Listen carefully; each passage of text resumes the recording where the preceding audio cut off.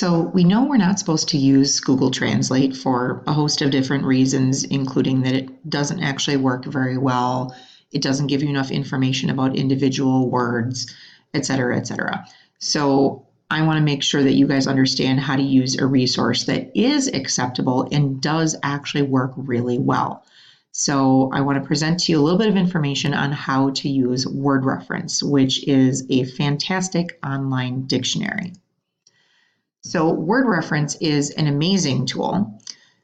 However, it only works if you know how to use it. If you try to type in a complete sentence, it's not going to work because it's not a translator, it's a dictionary. Dictionaries function one word at a time.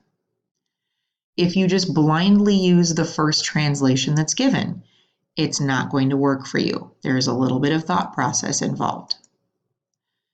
But if you learn how to use it properly, you have unlimited vocabulary at your fingertips. You are no longer limited by what words we have learned in class, what is on your vocab sheet. You can say anything you want to be able to say. So rule number one for using WordReference is that when you use it, you need to look up one word, not a phrase, not a sentence. When I say one word, I actually mean one word.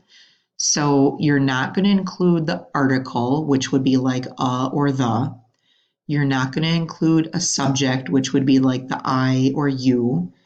You're not going to include any other little add-in words like to or in or my or anything else. Those are basic elements that you know how to say already. You know those components. You're going to add that part to the word that you find in WordReference. The second thing, and this is, kind of should be a given, but you need to spell it correctly. So if your English spelling is off by even one letter, you could end up with a French translation that is not even close to the word that you intended. So we're going to look at some very common problems here. So in English, the words accept and accept are really commonly confused, but if someone puts the wrong one in their writing, you can figure out what they wanted to say. The problem is that in French, accept is accepter and accept is sauf. If you exchange those in writing, it's going to be completely incomprehensible. Loose, as in not tight, is the word lâche. Lose, as in not win, is perdre. Again, in English, if someone writes the wrong one, you can figure it out. In French, those are totally different concepts. Another pair that's often confused is plain, as in not decorative, and plane, as in the thing that flies in the air. In French, simple versus avion, completely different.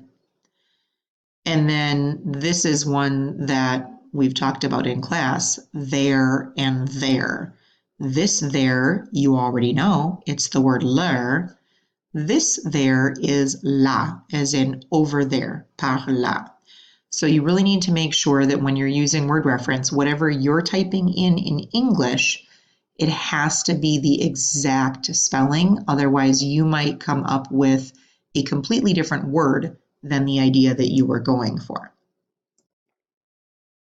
Now, the third element of this is not only do you need to make sure that you have the right word, you have to think about how that word is being used. So a bilingual dictionary will be completely useless to you unless you understand the kind of word you're looking for, because there are so many English words that can have multiple functions depending on how they're being used in the sentence. And the problem is that even though those words might all be the same in English, they may have completely different translations in French. So, what are the different parts of speech that you know? We've talked about some of them in class recently. We've been dealing with adjectives. Adjectives are words that describe a noun. In every sentence, you have to have a verb. Those are some different parts of speech, but adjective, noun, and verb are certainly not all the different options for parts of speech.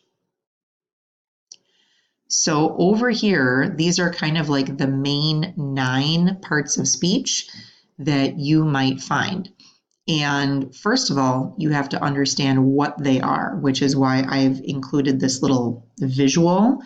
So if you don't really know what a conjunction is, for example, a conjunction is a connecting word. You know connecting words, and, or, so, after, since, before, either, neither, etc. You know those words, you know how to use them. You may just not be familiar with the fact that as a group, those are called conjunctions. So take a minute and look through those definitions to make sure that you know what they are. Now, in a dictionary like WordReference, the dictionary is going to use abbreviations to refer to those. So you have to know the abbreviations. So noun in a dictionary, any noun will be indicated by a lowercase n. If it's referring to a French noun, it will have an M for masculine noun, an F for a feminine noun. Pronouns are those words that stand in place of a noun. So PRON is the abbreviation for a pronoun. And again, you'll see an M or an F if it's associated with a particular gender. Verbs are action words. We know what those are. Now, you will see either a V, but you may also see a VT and a VI. It means transitive verb or intransitive verb. And it's not important that you know the difference between those. Just know that if you see a V, it relates to a verb. So these are the other abbreviations that you would see for different parts of speech. ADJ, adjective, ADV, adverb, ART, article, type for preposition, CONJ for conjunction, and INTRJ for interjection, which are the words that express a feeling or an emotion. In your notes, I've left you some space where you can write down an explanation for any of these parts of speech that you maybe don't remember exactly what they are. Write a little note, or maybe even write a couple examples of those different parts of speech so that you know how to use them when they come up. Rule 4 then, kind of going along with understanding the part of speech, is you also have to consider the context. So what this really means is don't stop at the first word you see. And this is what students often do when they use Google Translate to look up one word, and that's where their problem is.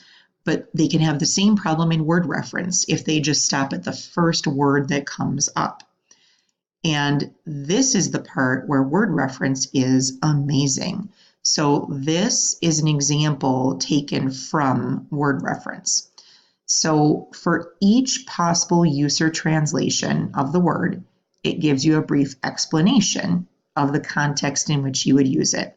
So we looked up the word medicine, and there's a search bar above this that you can't see where essentially we looked up the word medicine, and there's an English to French. So we want to know how to say the word medicine in French. Now, if you look at how this is set up, over here we have the onglet. So here's the word medicine, medicine, medicine, because all of these relate to medicine. And then over here is français. So this is where it's giving us the French word. But notice it's not a 1-to-1 ratio. 2 of these words are translated by médecine, but the third one is translated by médicament instead. Now, notice we just talked about the different parts of speech. Medicine in all of these cases is a noun. So we see the little n here to tell us that it's a noun. Over here, obviously then the corresponding word is also a noun, but because these are in French, it's telling us whether that noun is masculine or feminine. So that was kind of our step 3 of understanding the part of speech. The step 4, the context, is what's given here in parentheses. So medicine, in terms of the science, meaning treating illness, is the word médecine, feminine. Medicine as in the profession, so relating to healthcare, is also médecine in the feminine form. However, our third option, which is still the word medicine, but this time being used in the sense of medication, like the actual pills that you take, is a different word. It's médicament. So that's where you really need to use the information in parentheses to make sure that you're coming up with the right meaning for what you want to express. The other thing that you'll see here is that there are quite often example sentences in both French and in English for each of those uses. Now, that can be great because quite often it'll give you an idea of how it would be used in a sentence, like modern medicine, la médecine moderne.